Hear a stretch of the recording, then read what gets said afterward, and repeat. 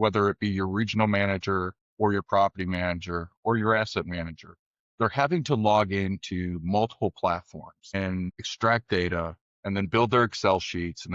And some of these people are just so talented with Excel, but there's no need for it. You should be focused on, here's the data set. What do I need to do? So you just grab 3 hours back from aggregating data.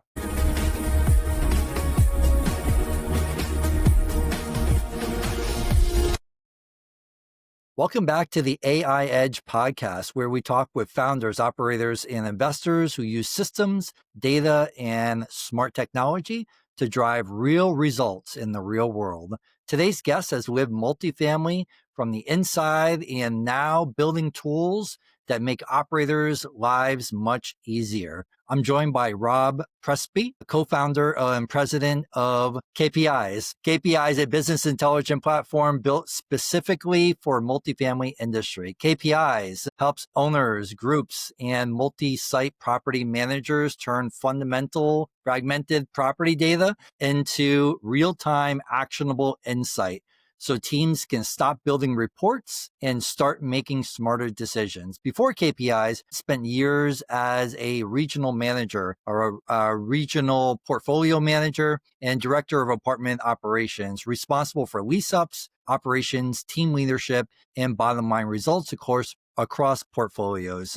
We're going to dig into integrations, KPIs, and what it really takes to get from a lot of data to actual direction in multifamily. Rob, welcome to the show. Thank you. I appreciate the kind words. Yeah, as you were saying, I've been in the industry, a little over 2.5 decades, largely in the operator's seat. And so I've had to build all those reports. I've had to pull data from different places. And then once I became familiar with some platforms out there, I started building it out and aggregating data to give you the answers. So you don't spend the hours in building it. You spend your time on what the results are and where you need to tweak and twist to make sure you're meeting your bottom line. So one of my favorite ones is renewals. So you take all your pet information and you start building out data. Does pet owners pay more on average? Do pet owners live there longer? What type of pet and what the differences are there? And you start seeing that, wow, if your average resident is there, let's say 25 months, you'll find that your average pet person is there 38. And you can start planning that way. And it actually helps you from a budgeting standpoint, from understanding what your retention will be every month, which therefore helps you with your rents. So, that's always a quick, easy example that many operators can relate to. So from that point, you're pulling in pet data, you're pulling in your reviews, you're pulling in your utility management group, and you're tying in one place where you just have dashboards. You're not building out anything. You're not going into 5 different websites. It's just all right there. And because you've taken all the platforms and aggregated the data, now you can do different KPIs to understand how to best use it. So when someone asks you, Rob, in real life, what do you do? And how do you usually answer that question? I tell them I have a business intelligence platform that serves the multifamily industry. A lot of people then I have to say the apartment industry. And, I have to explain the whole aggregating data aspect of it. And it's just about data feeds to me. So we can measure anything or tie anything together. It is all a full Microsoft stack. We are a partner with Microsoft. They're a big part of what we do. So the whole platform is built out through Microsoft. Amazing. So you've run operations at pretty serious scale, student housing, multifamily, regional and director roles, and now you're co-founding a performance platform for the industry. What were the key experiences that pushed you from I'm running assets to I need to build a better way to see and use this data? So in my last role, which was director of operations, I had about 26 assets under management. And the way that company was structured, I had to figure out a faster way to manage. So I just started looking into softwares. My coworker and I came up with a very similar platform, which was not nearly as scalable as this one is. It was such a great tool. I used it in my property management meetings. I used it in ownership meetings to go over financials, and any question they asked, I literally was at my fingertip. I could just switch and go right to it. And it hit me how scalable it was. And with the feedback I was getting from the property management firm that we had hired, they loved it. They would call me and say, hey, can you figure out these data points? And literally in 5 minutes, here it is. So then the opportunity came up to build this out as a more scalable product. And because we're a full stack Microsoft shop and the databases we're using and the data factory and everything like that, I could turn on 1 million units within a week. Yeah. So that's not the case right now. So, and what's nice about the scalability of it is you can really measure the amount of data you're using. And with the platform we're providing, the math on it is I've seen that you would have to have nearly 20,000 units under management to bring this type of product in-house. When you look at the cost of the developer building it, the software costs, all of that. So my target market has never been what I'll say the whales, the 50,000 units in that. I'm looking for those companies that are 5 to 12,000 units, maybe 15.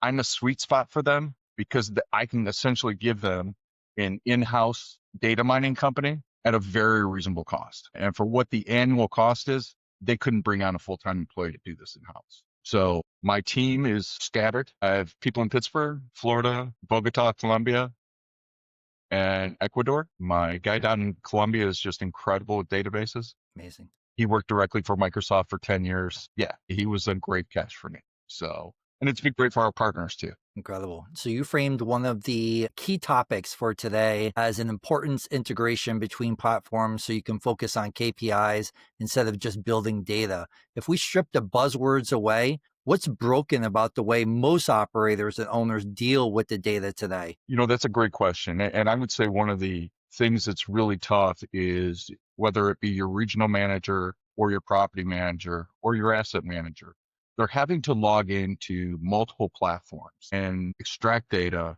and then build their Excel sheets. And some of these people are just so talented with Excel, but there's no need for it. Your experiences in your industry, you should be focused on, here's the data set. What do I need to do? So you just grab 3 hours back from aggregating data. And the same thing in a regional or asset management role, great. Just use the filter and pick which properties you want. There's a drop-down filter. Your whole portfolio is there. Also has it broken down into team members. So if you want to pick one regional manager to see how they're doing, you can go through your portfolio very quickly. And that's what I've learned as I was building this out, as I was the director of operations. I could go through 27 properties in 30 minutes. I mean, it was crazy. Literally, I'm just clicking buttons and looking at leasing, looking at renewals. I have visuals that just indicate very quickly where you're at. So, they're color coded. So if you're doing well, it stays green. If it needs more focus, it turns red. And we're able to customize that to each client. So the big thing is the time, no more Monday morning reports, no more emailing it. No, like someone didn't get turned in or my email didn't come through.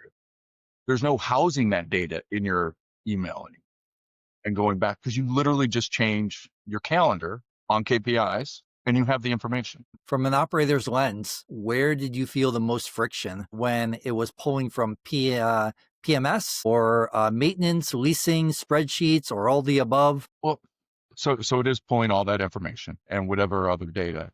I think the biggest thing that I'm on the front end of is they actually held a whole class on this at NAA back in June, and they had 3 very esteemed members of the industry up there speaking about it. One was doing it in-house. One is a consultant who had the concept.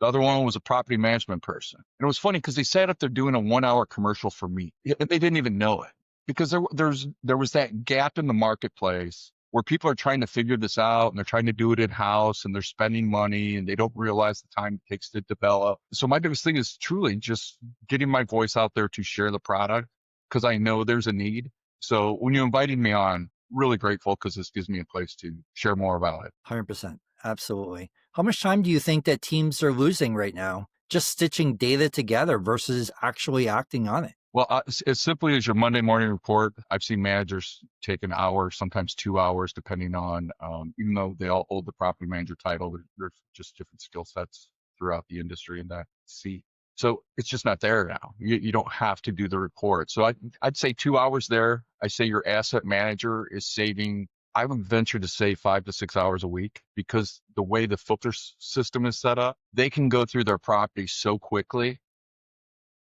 they're getting so much time back. When I had the 27 properties, I visited 14 properties a week. Yeah. And they were all, clustered very well. So I was doing all my site visits. I was getting all my reporting done. And there's no more asset manager calls going, hey, where's the report? Now the phone call is, hey, can we both jump on and take a look at this? That's Because it's excellent. That's great.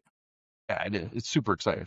So walk me through a simple example. All right. Let's say that I'm overseeing a portfolio of multifamily communities across a few markets. What changes for me once KPIs is plugged into my ecosystem? Well, the biggest thing is obviously your reporting's right there. Your communication with whether it be your asset management team or your property management team, it's very direct because you're sharing a screen. So KPIs is built and continues to be built in a 3-tiered system.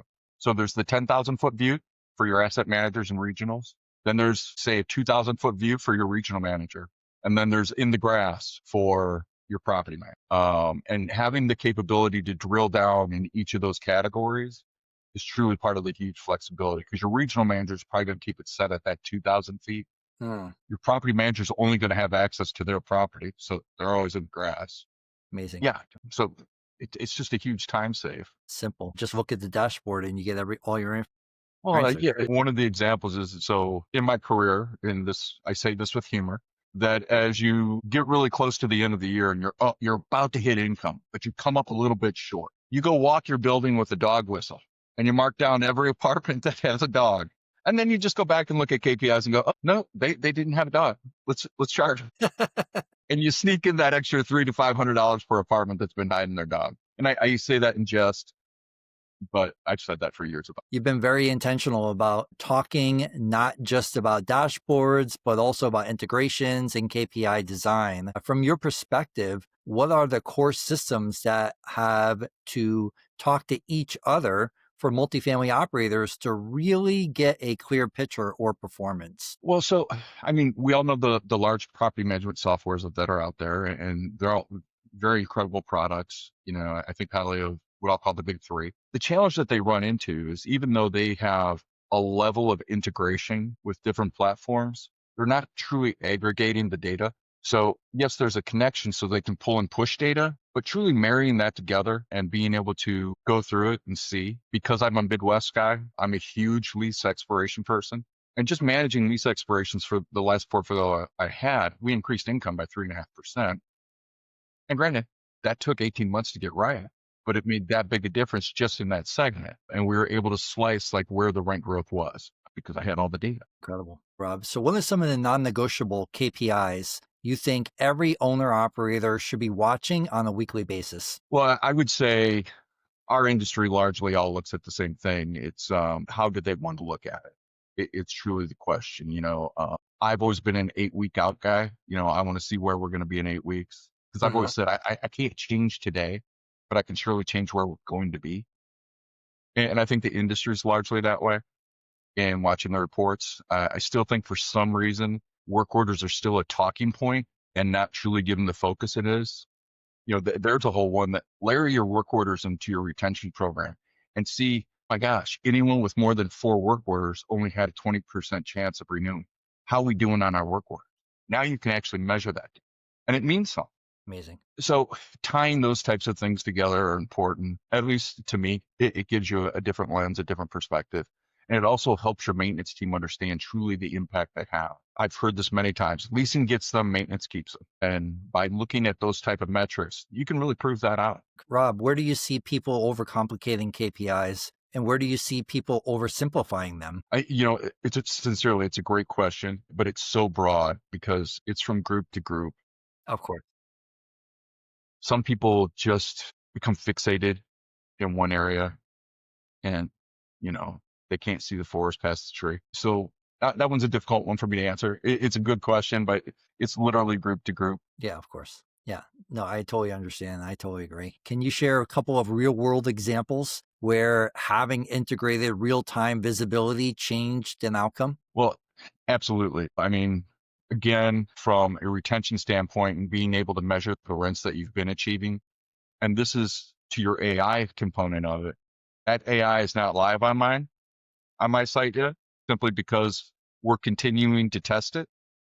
We've all heard about the big lawsuits with Yield Star and Graystar, and we've all heard about those. Well, the reality of it is you have all your data, and it should be able to tell you. So AI, the more data you have, the better the AI component is. So as a Yardi rolls out an AI component or any of the other larger groups, they're going to do like they've done with their market survey information, and they're going to data mine their own data set, and it could be interesting. So yeah. Amazing. So what surprised the teams the most once they saw their entire world in one place? So different people, again, with their hot buttons, some people, it's like they can't believe the rents with a stat chart of showing every one bedroom. And you can pick out which one's the highest, which one's the lowest. Why is that one so low? Wait a minute, isn't that Jenny's cousin who gave her that deal? And I know it's silly, but these are things that come up, or just measuring the bell curve of lease performance throughout the year, and adjusting accordingly. Always comes back to supply and demand. I have one group that wanted to tie in their key access data. So we tied in the data. So then we could tell what percentage of the apartment community was actually using the fitness center. And the reason they wanted to know that is because they were going to do a new development. So based off that data, they took their $200,000 budget for development and took that down to $100,000 because they're not going to pay as many square feet to it. And ironically, they're still going to save money, and they're deciding to put a podcast booth in. Fantastic. That's awesome. Yeah. So that's a real world example where just, wow, the key access. And I'm like, yeah, let's measure. So, and KPIs can do that. Yeah, it's just about data sets. So every group that you're using at your communities, just think about that should be your actual first question to any of these groups is, great, how do we extract the data? And then I just build pipelines to read the data, serve it up to the database, and get it all packaged up to look great. Fantastic, Rob. One thing that stood out to me in KPIs is the emphasis on turning metrics into guidance, not just charts. So what does it take for data to stop being interesting and start becoming, that is what we should do next? And thank you for pointing that out, because I think that so many times people have spent so much time building out the data that they just go, there's the answer, just do this. Instead of actually the thoughtful piece of, let's sit down and have a conversation about this. It don't mean just do this. Or what does our experience say? Or what did we do last time and what was the result? And let's look at the data on that. And it will get to the point where it'll make suggestions and recommendations, but I don't want to mislead. I'm not there yet, but I can definitely see that coming into play. Do you see patterns right now in actions that have the highest leverage once teams see the right information? I see people being a lot more thoughtful on their approach on rents and understanding. My thought has always been that you're for renewals, and I speak about renewals a lot because I think it's a core component. I've always talked about the third rule. A third are staying, a third are leaving, and the last third, that's what you're trying to capture. And with these metrics, it proves that out further. So, and with all these different metrics, you can then identify, hey, all my Google 5-star reviews, it looks like they only had a renewal percentage of 25. But the people that all gave us 2, we renewed at 80% of those people. So it starts telling you the real value of your reviews and how much weight to give that in employee reviews at the end of the year. Amazing, amazing. So Rob, let's talk a little bit about teams. You've got this team intelligence angle, tracking workloads, tasks, and bottlenecks across teams. Why is it that people side of data is so important in multifamily? I want to be very thoughtful how I answer this. Well, a lot of technology nowadays, it's just technology. One of the best things that's happened over the past 3 months for me is I sold my house and moved back into an apartment. So I got the opportunity to be a renter again. And it really woke me up to what's going on in the whole life cycle, where sometimes you're in a corporate role for many years and you kind of lose that vision. And having to go through that 2 months ago really opened up my eyes. And I realized that I'm signing up for one platform for my insurance. I'm signing up for another platform for my pet policy. I'm signing up for another platform for controlled key access. I got to set up my Yardi account so I can pay rent, and just all the data sets. And then again, as I'll always say, really depends on the audience. Property manager really likes some of the audit functionality that's going on and just calls things out for them. Here, for the assistant manager, you need to call those 5 people. Where the regional manager, at that 2,000-foot view, aggregating all that data for them so they don't have to do it for their 6 to 10 properties. Just that alone it makes budget season a whole lot easier. Yeah, so with the data, I don't think it's being utilized as much as it can be in many situations. And that's what I hope to help people out with. Amazing. What are some of the patterns that you saw as director of operations that you now bake into KPIs by design?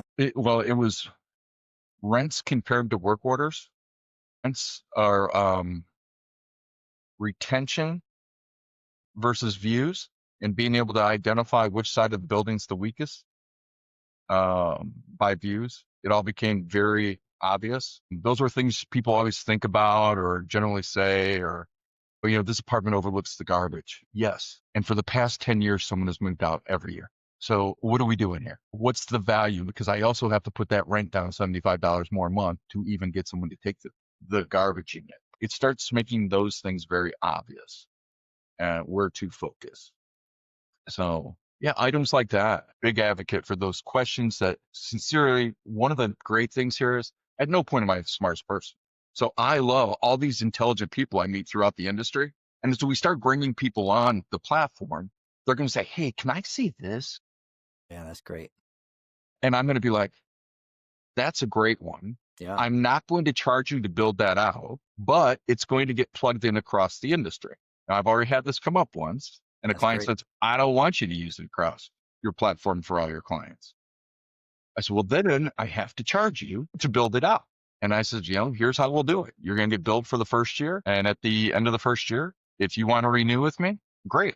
If not, so I want to really become a best practices. I want to speak to all the asset managers and regional managers. And I think relatively quickly as we onboard more clients, it's going to really be a mind blower because there's just so many smart people in the industry and they have such great input. And I look forward to engaging with them. That's beautiful. Let's switch gears a little bit and go to AI and automation and the future of multifamily. So, since this is the AI edge, I'd love to have your take on the AI side. So, in context of what you're building and what do you see, or where do you see AI and automation having the biggest impact over the next few years? First of all, I really think it's wide open. Like AI, we're just such on the cutting edge of this technology and what it could come to. What I'm not fully understanding yet is on large language models in AI, they thrive the more data they have. So getting that enough data, and I don't care which size your management company is, you could have 15 apartment communities in one city. How close are they though? And then what's the data sets for each? So I think one of the things that's going to hurt AI initially for the multifamily segment is just the data set. Being able to have a big enough data set. I know in our particular platform, we only go back initially 25 months. There's an option though for our clients to say, no, I want 5 years. The data aggregation costs more and, just got to be reasonable about it. But with AI, I think it's going to be really interesting because between that and facial recognition and those two working together, gosh, we even need key fobs, thinking about things like that. From a maintenance standpoint, are you able to cluster your guys better and have specialties where they're just going? Or does your valet trash company, not to use the name brand, are they picking up work orders?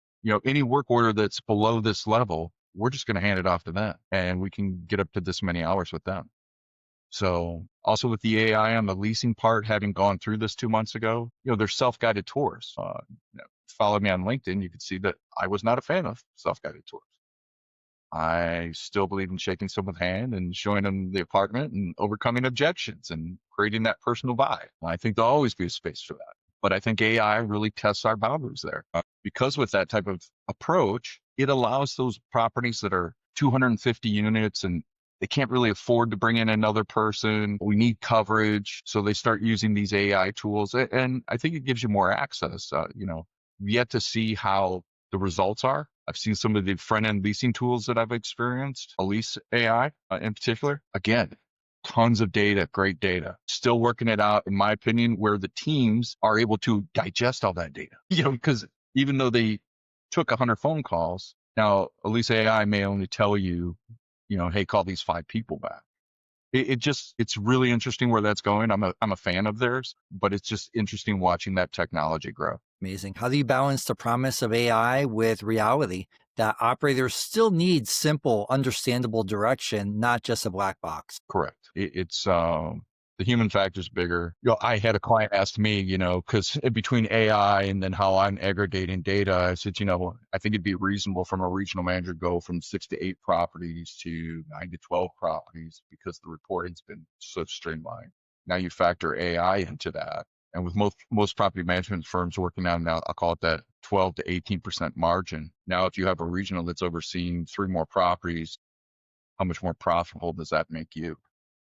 Yeah, it's interesting. It's really interesting where AI is going to take us. I'm reading new things every week, as I'm sure you are, and it makes you, when we have these types of conversations, it just expands your mind. It's here to stay for sure. And companies, corporations obviously need to be on track. Otherwise, they'll get left behind because the people who are using AI are going to lap them. It's almost like back if you were a farmer in the 1800s, right? And you had a plow and an ox, right? But then down the street, somebody came up with a tractor.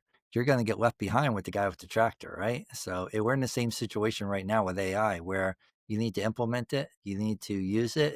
It's here and it's here to stay. It's not going anywhere. Yeah, I completely agree. One of the data sets I'd love to get my hands on, I haven't had a client ask yet, is I'd really like a detailed receipt of 1 year's worth of Home Depot receipts, uh, and then comparing that to the operation of the property. Because I could see AI even getting into inventory management uh, for maintenance items. Measuring all that data would also put the property management firms in a greater position to negotiate pricing. And I think that there's too many maintenance shops out there that haven't been straightened up in a few years. And Maybe I they say that straighten with them love out. for all the maintenance guys, but it's just the case. So I could see AI getting involved and stuff like that. Interesting. Rob, you summarized your career journey in one word, insightful. What does that word mean to you when you look back at your time as an operator and now as a founder? Insightful is, I've been very fortunate in my career to have had many different mentors, and identifying good mentors and knowing to shut up and listen and let them build my library with their knowledge. It allows me to be more insightful in every decision I make. The last ownership group I worked with, the owner came in and says, "Rob, I don't know how you make all these decisions every day." I said, "Because I trust my guy, and I don't give the small decisions more weight than they deserve, and the bigger decisions get my time." I said, so every operator out there, yes, all of us make those 100, 200 decisions a day. But at a certain point, you got to trust your batting average and know where you're willing to miss. And it's okay to miss. How do you make those tough decisions? You know how to log into KPIs so I can see all the good information. Much easier. No, um, it really depends. I do largely trust my batting average and my gut, but I do need the data sets. I can't just call my asset manager and say, "Hey, I've got a great feeling on this." That has a value, but when you can proof it out, marrying those two things it's been really good for me throughout my career. That's And fantastic. now, same thing. I still have a mentor. He's a CTO for a large tech company. Excellent. I mean, he gives me about 45 minutes a week, and we just ballpark things back and forth. I still have many friends in the industry that we'll call each other up, whether they're calling me to tap into my historic knowledge or whether I'm calling them to go, "Hey, do you find value in this?" So, That's super valuable, yeah, very good. having that connection. Is there a moment or a lesson that really shifted how you think about insight versus information? It probably was when I first developed this platform under one roof. And it really hit me. I was like, wow, this is so powerful. And because of my coworker being a huge driver on this as well, we really teamed up well. And we just started asking, what if we did? And then we just started scraping data. And yeah, I would say there was a huge light bulb moment for me with my last property management group. Amazing. So Did you have a tech background or a development background in order to start a platform like this? no, not at all. So 2.5 decades as an operator. You go back to my early 20s, I owned a coffee shop. I mean, nothing tech. I always enjoyed technology and saw the value. Also saw where it created some laziness at some points, but huge tech fan. And once my eyes started getting open, I just started reaching out to people, making calls. Next thing you know, I've got someone in Colombia, Ecuador. Amazing. building relationships. That's the name of the game, right? I mean, Oh, that's absolutely. that's the business we're in. I tell everybody it's not about, whatever industry you're in, whether it be commercial real estate or anything else. We're in a relationship building business, right? It's all about building those relationships and those connections that we can make. Yeah, I think the only state that I don't have it, two states that I don't have contacts are Hawaii and Alaska. Those are probably my two states I don't have contacts. And I may have a Hawaii, but definitely not in Alaska. So it's nice, and when I travel, I actually go visit apartment communities just to see Incredible. what the area is like. So, Excellent. Excellent. To land the plane, Rob, I want to give some very practical takeaways. First, what's your advice to a director of operations or a regional who feels like they're drowning in reports but still lacks clarity? well, first of all, I think you need to know your audience and you need to really go through your list of reports because, I have found many clients that get 12 reports a month and they're probably only reading two of them because they're getting those 12 reports for could be 15 properties as an asset manager. So it's not feasible. So I would say a very healthy conversation with your partner and going through the list. Or when they ask for the new report, because now there's a new report they want, it's very reasonable to sit down and say, great, which report do we want? What are we taking? So I would always start with the mindful conversation with your audience and seeing what they're trying to achieve. And then the next part of it is whether you decide to do this in-house or engage a group like KPIs or another group that might be out there. Again, what are you looking to achieve? What metrics do you want on there? And because you want your asset manager, again, not calling at 10 o'clock to say, where's the report? But calling them to say, hey, can we discuss the, and I think those are the things that I think really straighten out the reporting aspect. Fantastic, Rob. Question number 2 is, what would you say to an ownership group or an asset manager that wants to be more data driven, but is worried about yet another platform that doesn't get used? Well, people in general, they meet expectations.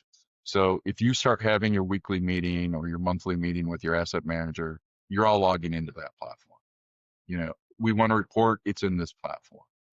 Or if you're committing to being a data-driven group, hey, these metrics are not in KPIs, so I keep building this report.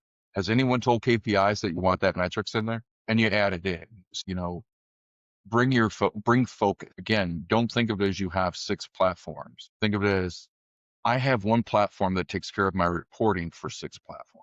Yes, I need to spend my time in my property management software and my reports come here. Incredible. So where do you see KPIs in the next 5 years, 10 years? So we're going to stick with 5 years because, that's what Microsoft has talked to me about. Their numbers are much bigger than even I had imagined. Microsoft feels within the next 5 years, we should have 400,000 to 500,000 units on the platform. Incredible. Um, my magic number is to get to 50,000. 50,000? That's my magic number. Mm-hmm. I think that'll take us 18 to 24 months. I think once it gets out there and people start talking about it and seeing it, I'm very confident what the platform does for people and it truly get excited. Let's say, heaven forbid, KPIs goes away tomorrow. Wherever I go to work then, I'm going to use the platform. I own it. I have it. Yeah, it's just that incredible of a tool. Absolutely incredible. Rob, this has been really good. You're bringing an operator's lens to data and a platform problem, which is exactly what the industry needs. For people who want to learn more about KPIs or connect with you, where's the best place to find you online? So do you have KPIs, kpeyez.com. We have contact email there. Of course, it's best to reach me right here on LinkedIn. Like any good user, I'm there often, just how we met. So yeah, looking at LinkedIn would probably be the best. LinkedIn is the best. It's virtual business cards.